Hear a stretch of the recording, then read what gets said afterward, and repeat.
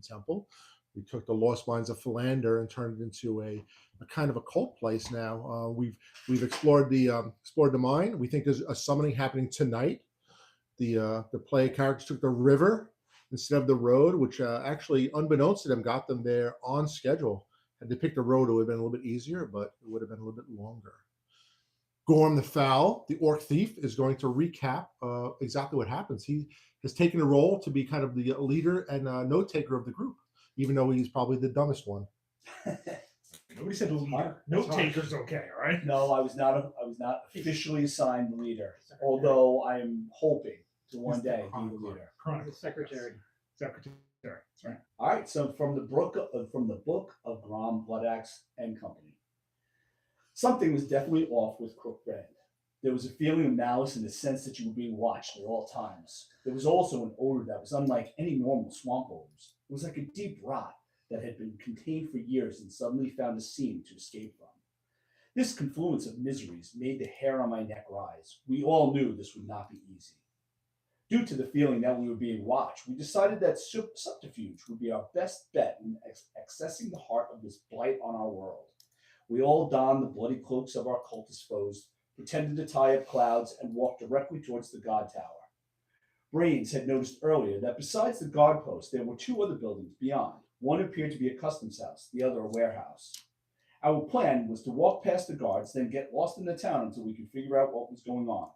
Little did we know that our expectations meant nothing.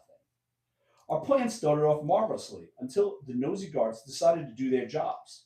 As we approached, one of the mangy husks approached us, and it was all going well until the cur noticed me. Obviously, he could tell from my manly, orcish beauty that a creature as glorious as myself would never debase himself by worshipping a miserable fake god like them, and the battle began.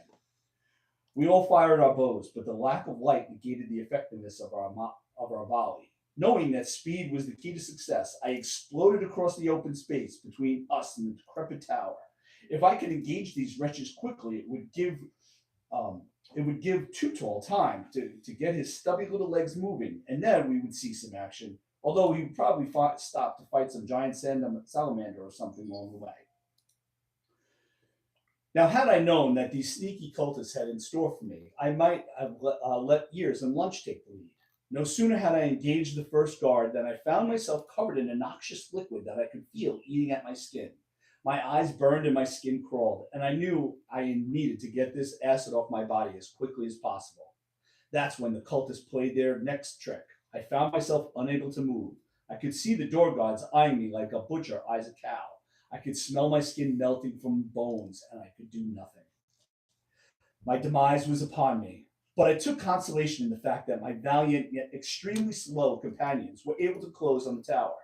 Torg flew past me and crashed through an almost closed door, knocking guards around like bowling pins. Then Lunch, sweet, juicy Lunch, launched himself into the attack.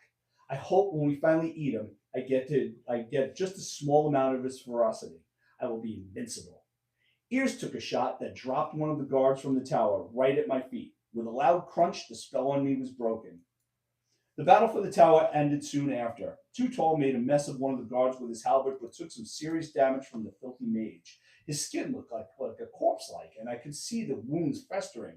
I knew he was hurting. I immediately ran to the best clean solution for my burning skin, mud. I smeared the lovely muck all over my swollen skin, and I could immediately feel sweet relief. As we rested from this surprisingly difficult fight, the true horror of this haunt manifested itself. It began with a small shudder, barely noticeable,